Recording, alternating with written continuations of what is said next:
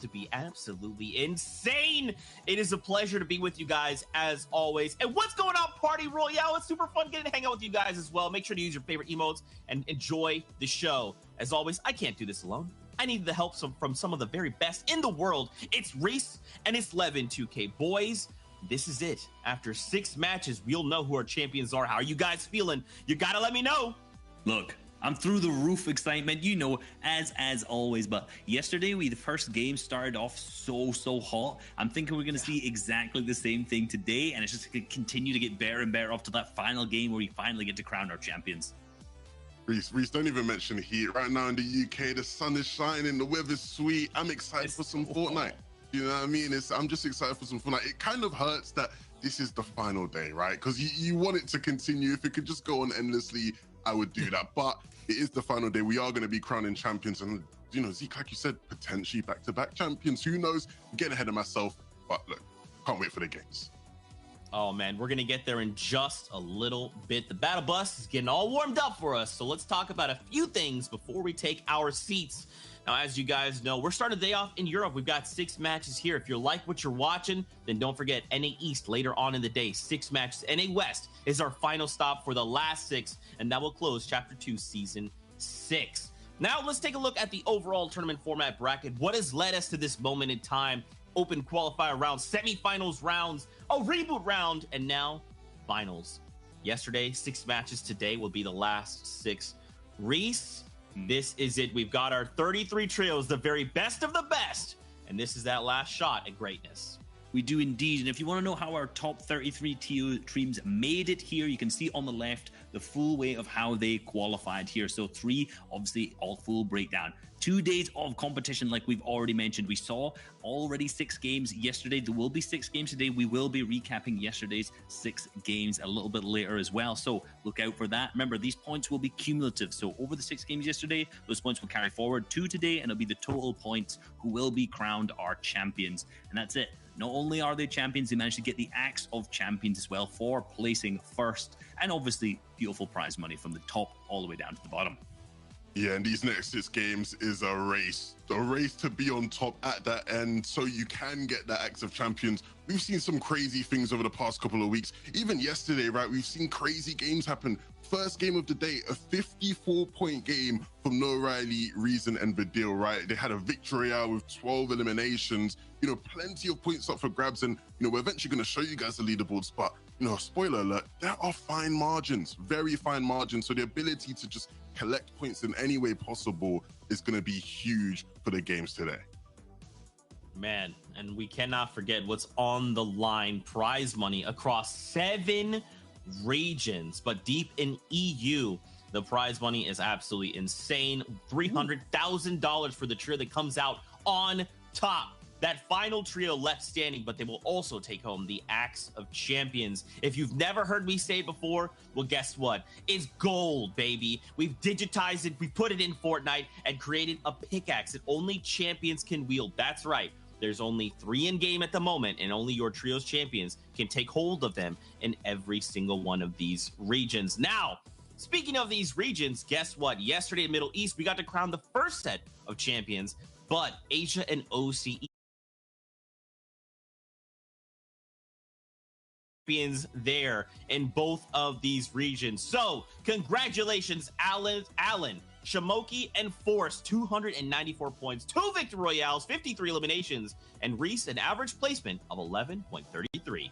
Yeah, these guys were really impressive across all the 12 games, across the 2 days we had, because Asia was probably one of the closest regions coming out of the end of that first day total. There was, I think, 11 points, maybe 20 points between first all the way down till 12th. And look who was in the first place. It was Alan, Shamoki, and Force at the end of first day, and they managed to just maintain that all the way through, placing first into the final game, and they are now our champions. So huge congratulations to these guys. And as we take a look at the top 10 for the day, or for the 2 days at Asia, it's important to note, right, the top 3 in every single region's finals at the end of the 2 days will auto qualify for the next season's finals. So you can take a look there in second place, Signal, Fousey, Josia.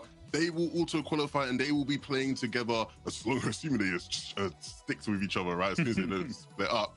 in the next final. Same thing could be said for Raggis, Moffin, and Curran. And Moffin, right, he won FNCS 2 seasons ago. This season, only able to get third. But look, they have another shot to play in next season's finals, and I'm sure he'll be looking to reclaim that axe. Yeah, hey, I'm not going to complain about a third by any means, but if we move over to OCE, our other region that's already wrapped up as well, Muzz, Looter, and Speedy, the TNA trio, are now 2 times champions. That is back-to-back champions. They won last season in Season 5. They've come back in Season 6, and yes, 2-time champions. So what an accomplishment from these guys. They basically did it in exactly the same format as well. They were roughly 40 points behind at the end of day 1 and managed to have a huge comeback. And when you see the leaderboards, you'll see how far ahead they ended up being. Incredible performance from the TNA trio. Yeah, big day for them to be back-to-back in such a phenomenal fashion. You can see that 79 eliminations, more than anybody else in the region. You know, they came out hot like the UK weather today. And, you know, no surprise that they were able to walk away with that FNCS championship. Bathan, Zedox, and CEO in second. They finished day 1 in first place, but they weren't able to hold on to that top spot. But it's all right because, you know, second place isn't too shabby, and they will be able to play with each other next season, as once again, that top 3 does auto qualify for the next finals. Jinx, Alec, and Worthy in 7th, they definitely would have wanted to have a better performance, right? These are some of the premier names out of Oceania. But look, once again, you know, top 10 isn't too bad. They're going to be able to hit the drawing board, come back next season even stronger for the next time round. That's right. And speaking of a top 10, we got to take a look at EU's current standings, right? Which trios ended in top 10 coming into day number 2. Refsguard, Andretta, Mr. Savage. But right behind them, Hen, Janice, Chapix, your trios champion from last season. These 2 trios trading places all day yesterday, boys. And now they're looking to make this an all-out brawl. Yeah, only 1 point between them and 13 points between first down to 5th. This is an absolute battle right now for the championship. This is set up so good coming into the games you're going to watch today, because this is going to be so incredibly tense. We already know there are so many possibilities for team going all the way through.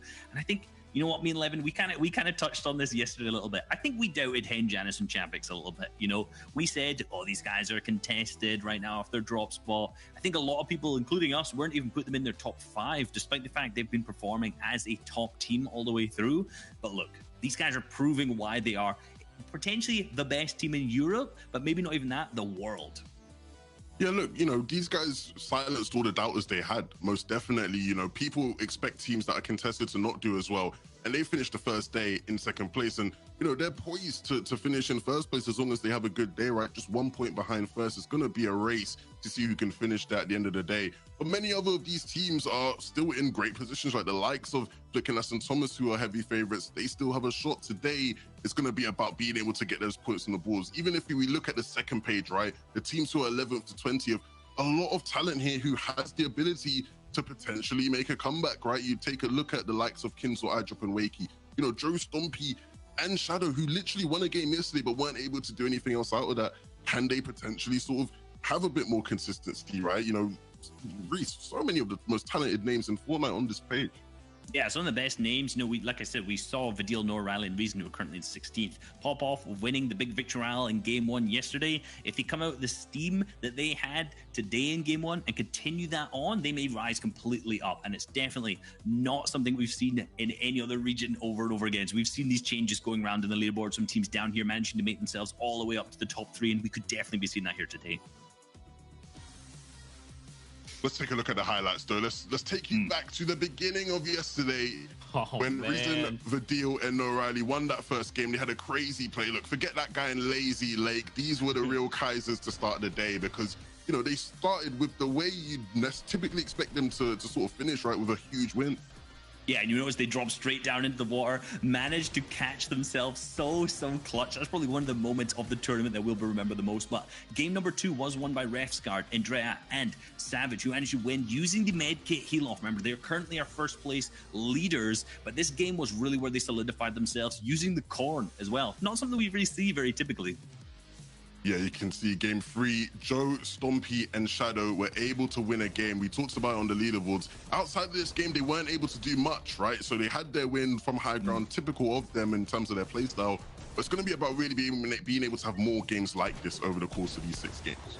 Yeah, and you know, this is the turning point in the tournament for us. This was Hen, Janice, and Chapik's game number 4, where they showed that even contested, these guys can pick up big victory royales. And this is where they climbed really high up the leaderboards from their first victory royale, but extremely impressive stuff for them. And this wasn't even their first and only victory royale of the game. Yeah, you take a look now, sort of, you know, the last moments of the tournament, really, right? The last couple of games where things really do start to get intense. You know, we had, you know, a great finish, and if anything, the likes of Queasy, Trulex, and Juriki winning a game here. You can see Trulex dropping down, hitting key shots to win them the game in the end. A phenomenal performance. But we started, or I should say, we finished with the team who won it all last season, right? The FNCS champions picked up that final game. And what a zone to do it, right, Reese? Exactly the same as Zone 1 almost, and they won 2 games as well. So no surprise, these guys learned from that game 1, and here we go, winning game number 6. So clean. And that package was absolutely insane, by the way. The hype, I just felt it once again, just coursing through my veins. Okay, we got to set the stage a little bit coming into day number 2. Okay, I'm kind of curious to pick your brain a little bit, Reese. I wanted to see, you know, some of these trios are having a difficult time just landing and getting these contested POIs and making it out alive. So I'm curious to see, like, do you think trios might be changing up their drop spots coming into day number 2?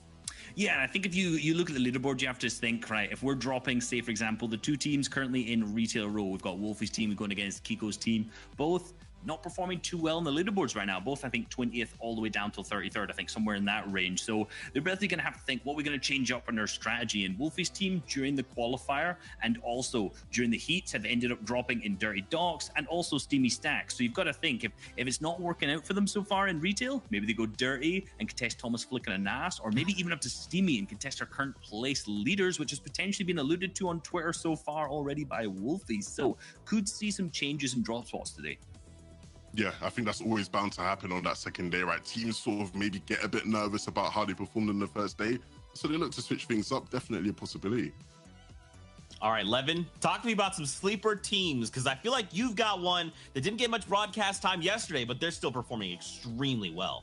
Well, yeah, Zeke, there were 3 teams in the top 10 that stood out to me for contrasting reasons, right? You know, Kiriachi, Stormy, right, and Toos over at Slurpee. Really interesting team, one of the best teams mechanically in all of Europe, and they were incredibly consistent. They played incredibly well, but the one thing that stood out to me, 2.83 average eliminations, lowest of anybody in the top 10. Weird for a team who you maybe expect to be a bit more aggressive outside of Slurpee, right? Taking a look over at Misty Meadows though, Pizza, Ardit for Strokey, a record-breaking team from the qualifying weeks. Complete opposites, right? 5 average eliminations, the second highest of anybody in all of the lobby, right? These guys were incredibly aggressive, gaining a lot of their points via eliminations, and all the way at the top of the map, right? This one is the most peculiar one to me. Now, they had no games in the top 10. That's like weird. How do you get top 10 without any games in the top 10? Crazy stuff. If they can be a bit more consistent, imagine where they could finish, right? Way higher than top 10 you'd expect. So be interesting to see how these guys do out of Stealthy Stronghold. Absolutely. Now, boys, we got to talk about this, all right? Flick, Anas, Thomas HG, a trio we think can go all the way. But right now, they're coming into day number 2 in 8th. I mean, what do they need to do? What do we need to change up to climb these leaderboards? Well, I think the big thing... Oh, no, you don't. No, go ahead. No, take away. Be my guest. So excited. All I was going to really say about these guys is the big thing is that, you know, they need to be a bit more aggressive in terms of surge positioning, right? We saw in zones like this where they land Dirty Docks, you know, they weren't really getting too aggressive. They usually take kills like this to look for surge tags. But typically of the better teams, you'd maybe see them get a bit deeper, maybe try and get positions a bit deeper in the zone so they have a larger range of teams to get for storm surge tags. Nothing too, you know, out of the norm, nothing too spectacular, but just a small tweak that they could make. Now, I kind of want to shift topics really quickly because I want to remind everybody of our predictions coming into day number 2 of the finals. Levin, Shayo, you both agree that Anas, Flick, and Thomas HG, and this is why I brought up my point, because you do think they could go all the way. Yeah, I'm sticking with the boys. I think they will be hungry to finally get that FNCS championship win, and they are still poised to really, you know, put a good performance into the sitting in 8th at the moment. There's still hope for them. Yep, and you know, I've gone with Tayson, Nate, and 4ZR. You know, these guys have fixed all their mistakes, it seems. And into yesterday, when I spoke to Tayson, he said, as soon as we get Storm Surge, we are fine. And that's exactly what they did on day one. They did have a little bit lower average eliminations than they normally would. So if today we see them with large pop-offs, this is going to be them climbing up the leaderboards, potentially looking for that championship again. Yeah, and Sancho looks like a genius because his pick is in first right now with Refsguard, Savage, and Andretta. So if they can just stay there, Sancho's going to take it all today. Absolutely. Well, we're not wasting any more time. It's time to kick off the competition. We're going over to Sancho S and Shy Wager to start our day. This is the finale of the finals, the last day of a multi-week event. Whether you're in Party Royale, on the couch, or watching along with your friends, welcome to the European FNCS. Sancho, a slew of games to play today, $1.3 million on the line for EU as well. This is going to be insane. And don't you go anywhere because the action is already kicking off with our #1 place team being contested at Steamy Stacks. We all saw this going down on social media. Will it be Wolfie's actually here? No, it's actually Nexus Trio. This is what we're talking about. The adjustments are already happening in day 2 because $1 million+ are on the line and the championship is at stake. And here is our defending champions, Hen, Janice, and Chapix, already trading between Highcrest. It is a deja vu moment, the sequel to the fireworks that we saw in day 1. Shio, it's already picking up, baby. It is the FNCS EU. Yeah, and it's absolute deja vu. Highcrest already going down inside the first game. We saw 12 games played yesterday. In all, or 6 games played yesterday. There's 12 games to play. In all 6, these guys fought over and over again. Highcrest either going down first or Hen. This time it will be Highcrest. Knight and Vortex will have to try to pick up the slack here, but with a top tier trio who's won this POI over and over, just breathing down your neck, it seems absolutely impossible. Here we go. These are very important moments. Looks like Andretta actually gets knocked, so we'll keep an eye on the feed on that here. That is our #1 team, already a knock against them. Let's go ahead and focus back in here. Chapix, Hen, on the like basically so close getting a repeat championship.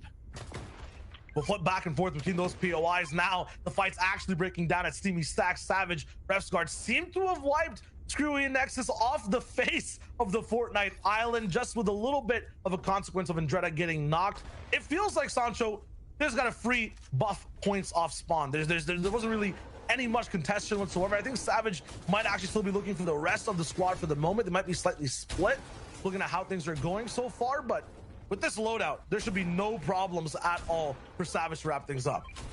This is what they were worried about going into day 2. They thought they will be contested. Usually Steamy Stacks in the EU region is historically heavily contested. Last season, Andretta Resguard was Scrab, dealt with 2-3 trios at times contested in there. So there's no stranger to that. They expected it. They bot review it and they were ready. And now Janice, Hit, and Chapix were ready for Highcrest once again. Vortex is going to be left alone right now, and they're going to actually go ahead and catch him out in the bush. So far, the Bush Ranger is play. The bush tray, when you all got it in the back pocket, that's all you can do. And right now, you're looking at a 6-1 advantage right now going Hen's way. And anytime any team walks out of Craigie, they do really well. And when Hen's team walks out of Craigie, they get double-digit victory royales. That is the potential of the pop-off that they have here. But Shio, pop-off potential for Thomas A. Flicking on us. Day 2 is usually their day. Yeah, usually on day 2, this team you're watching on screen really ends up popping off. They're landing at Dirty Docks, and if this is your first time watching the FNCS, the early game is just about controlling where you land. You guys probably have your spots too of where you want to go. It could be big like Dirty, it could be small like this Junk Junction sort of, you know, POI where Red Rush Exteriors are dropping at. They have a huge split where they travel around the map. There's many different things to do. The basic rule for everyone, though, is just to survive. If you're fighting anyone, you got to win that fight. So we already saw it happen. The big names coming off of spawn unscathed, basically. And everyone else is, you know, really amping up to have a very good first game. There's still 30 trios alive right now. The only 2 that have dropped we watched, that was Screwy's trio and then Highcrest's at Craggy Cliffs. Everyone else is just going to be rotating now, looking for lots of damage around the map. And that was our 3rd place team, Mysterios, with Red Rush and Mappy, with a kind of an Red Rush, the FNCS squad champion, alongside with Sirius and Mappy, they had a really solid day. They kind of played conservatively. They were able to get a lot of placement points alongside with some valuable elims. But the thing that they have to work on is, can they continue that pace? They're pretty much playing out of body, like we mentioned yesterday, and that's pretty difficult to do in a high-stakes lobby like this one. Absolutely. And for this team on screen, I mean, you can see the stat, the importance for these guys on the second day of competition. It's more monumental than any other team we're going to be watching today. For like Anas and Thomas HD, their day ones usually are kind of scraping by. They'll be in the top 10. Won't be something crazy we're watching, but on day 2, they really start popping off. Sometimes you see multiple victory royales. We see lots of high placement games. The issue is, I'm not sure looking at this lobby if it's going to be as easy as before. Just look at the map, how spread out it is for every single team, where the zone is going to be looking at as well. The level of competition is so high, and for these guys on the top right to be able to perform, I mean, they're gonna have to pull out miracles from inside of them. Like, it is so difficult, especially with so many good players in the lobby, to be consistent, be at the top. They can't miss out on one game, especially the first game, the one we're watching right now. They're gonna have to do a very, very good job while they're playing, or their entire momentum will be just thrown away for the day. We already saw a taste of zone 1. It's going to be a northern zone. So you have Hen Trio looking really solid. You know, we already talked about Levin, talked about at the analyst desk. Nebs' trio has been doing really solid, considering they have not been finishing in the top 10. If you go back and VOD review Nebs' trio, game 3, they ran over some of the biggest names in the region, getting 5+ eliminations, I think 8. And that is something that I have to keep my eye on the rest of the way, because they were taking out the likes of Clement. They were taking out the likes of Adil's trio. So, hey, you got to watch out for Nebs, who kind of surprised everyone during the qualifier stage, being able to qualify out of Southeast Stronghold. They're looking really good, already primed to have a fantastic day 2, just like in Dreda, Revsguard, and Savage. And I think you said it really good, Shio. Basically, so sometimes it's good to get contested, because now they could just go ahead and post up. You don't have to really worry about Storm Surge. And even though they didn't really have problems with it in day 1, this makes things alleviates it just a little bit there. Watching Wakey Eye dropping can also rotate some people who are dropping on the way outside to the map. Oh my! We'll have to resort to just going inside cars. Sometimes, though, depending on how and where you're rotating, you can just get addered up while you drive around the map. The big thing about day 2 is just to make sure you're playing that first game very close to the chest. Sometimes we're watching EU yesterday. While the game started to go on a little bit, people started to experiment, play a little bit more loose. We had, like, you know, not that many people surviving, lots of people fighting in zone. This time, though, at least for this game, everyone's taking it very seriously. You're going to start seeing a lot of bases pop up around the map. iDrop's already doing it. Here's Pizza, Ardent, and Fast Roki. This trio is the most troublesome on this entire day and on the Fortnite map. Their actual strategy is to play around other people, make sure when they're actually lacking and not watching, they take over their position. They love the third-party fights. You can see it right now. They're bothering another trio, just trying to rotate. They have to make an entire wall just to get by this river. This is crazy. The Fast Roki Ardent Pizza, especially in the endgame, man, they love taking over height and just interrupting people. The crazy thing is, though, when there's no one to actually counter, they don't actually end up doing too much. They end up not having a game plan set in stone. So I hope they find a trio to kind of act off of, or they might be in trouble. Now we're taking a look at Bloomy's trio, putting pressure down on Tayson's trio. Builds are on fire because the car exploded. Bloomy's trio is kind of a trio that's coming from that west coast of Fort Crumpet. If you didn't watch yesterday, they've been doing solid work, considering they've been avoiding a lot of the kind of the scary trios coming out of that side of the map. And they did really well. They've been around the top 10. A lot of people expected them just to be Storm Surge tags for that side of the map, but they were able to get away, make some smart rotations, rotate early, like reset how important it can be. Now, when I was watching Tayson and ForZR, they kind of play a little bit conservative. Even though they made it to in-game, they weren't really looking for eliminations. They were just looking for placement. If they could match what we all know what they can with that elim firepower that they do have behind their trio, they could essentially move up the leaderboard a little bit faster rather than just staying kind of in the middle of the top pack.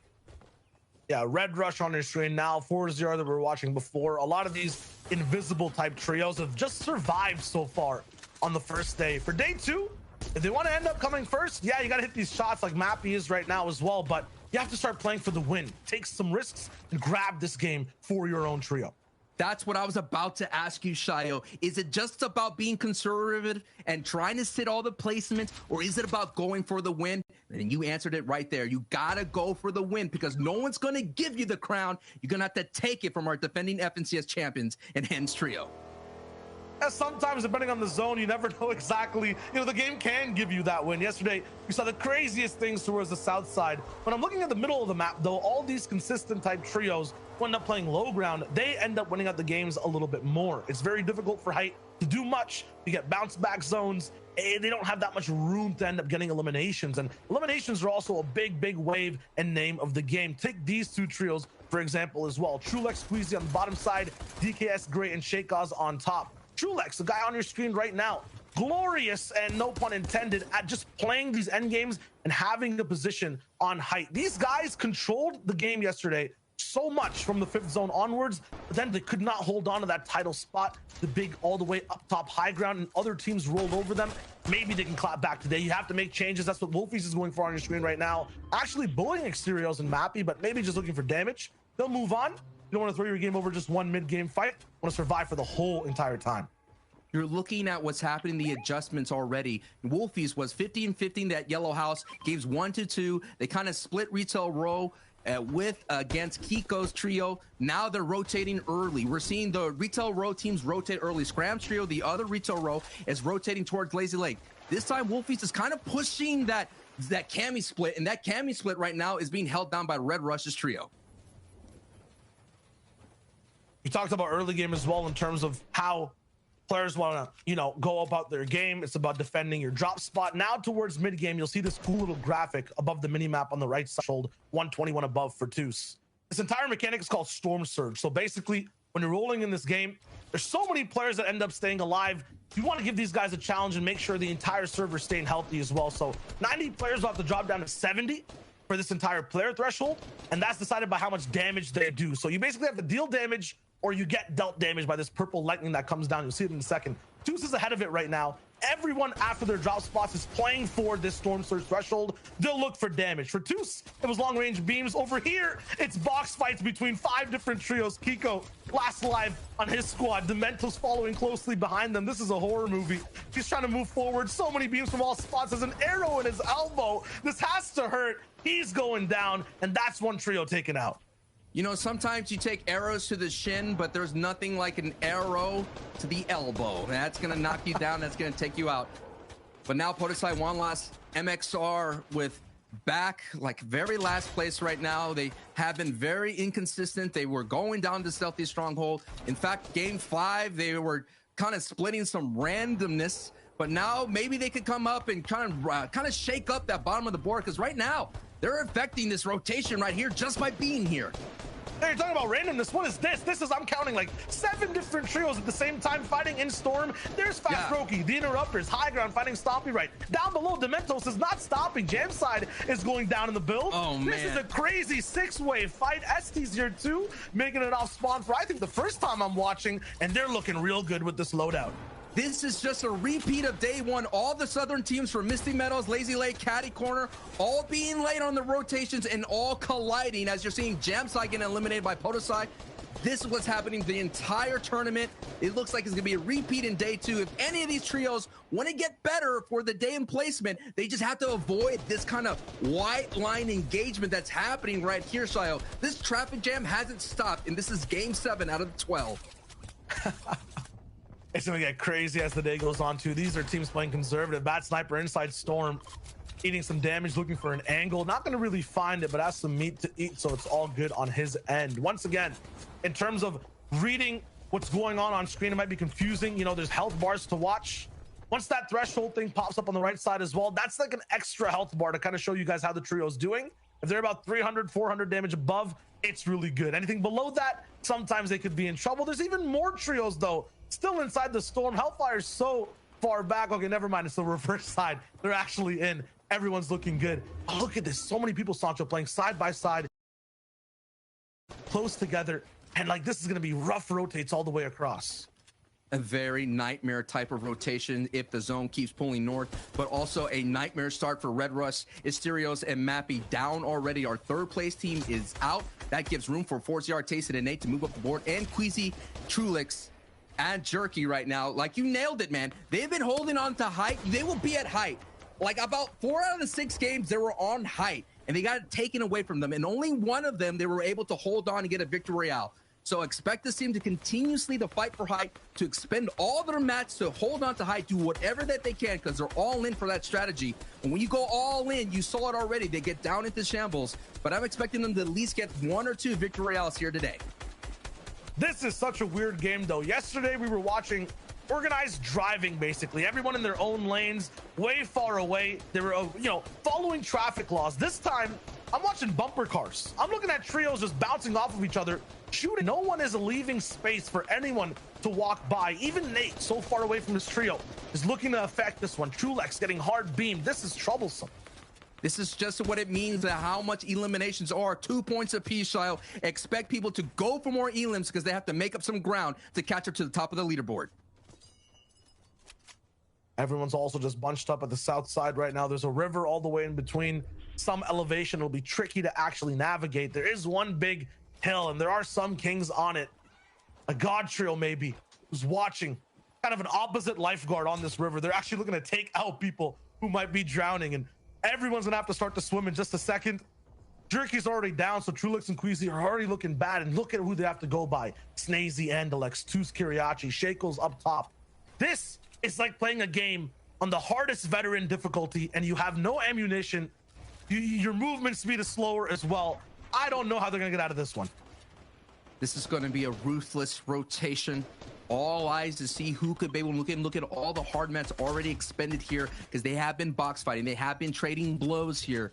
The entire south side of the map here in zone 4. Let's take a look at it. Yes, so many trios are on the south side here. The north side is still a little bit going to be troublesome, but not so much. And there's already a team right there in the orange in the middle of that map. They're going to have strong positioning. That is the high point of this section. But the river is available for rotations. On the top right of your screen, that is Squeeze's trio, who've had a rough start to their tournament run. Shifting down to Camp Cod, having trouble with Storm Surge, not being able to get what they normally do. Let's see how they do here in day 2, making those adjustments. No one's holding anything back. Stormy Red already going down.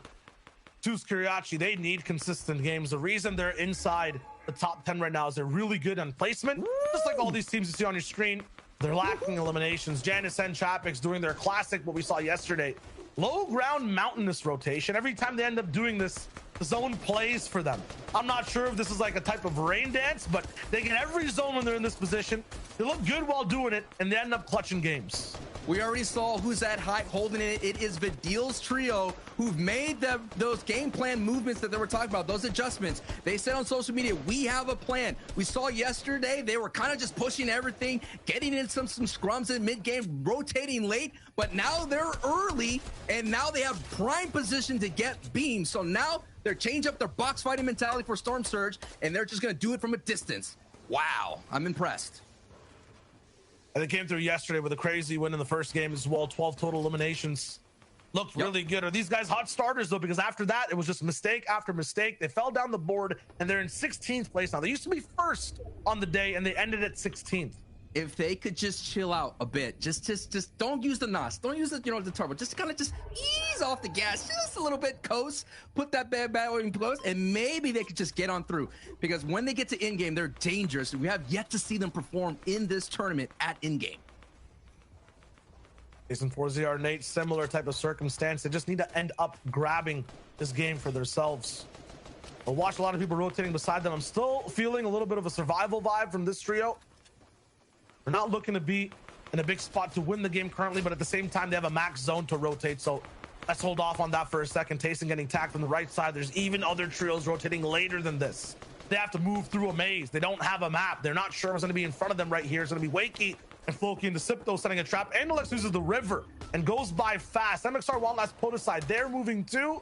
And right above them is Bad Sniper with Andretta as a solo player. Ref Gordon Savage down. How did this happen? This is your first place team right now, cumulatively over the 7 games. I know it just says 7 points right there, but that's just for day 2. The first place team has 1 person left. If Andretta goes down, their team stops getting placement, they might drop out of first. All eyes are on Andretta for this end game, and there's so many people looking to take him out to try to grab the lead. And Dreda has to go back at the time machine. He finished 24th in the World Cup solos, so he could kind of dip into the past, pull that rabbit out of the hat. Maybe there's some magic here because his job is just all about getting placement as many points as possible before he gets lobbied.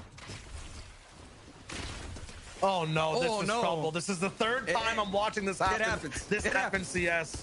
It happens. Throwing these things close range, they're so lethal though. Look at Boobok's health just go down more and more. Now he's at 30, used to be at 100. It's going down to 20 as well. It's so hard to run away from those stingfish, but once again, you use them in close range, they end up doing damage to you as well. This entire box too, this complex of builds has so many top trios and making sure he medkits up. These guys are going all in on their HP. They're looking to just take this end game by storm.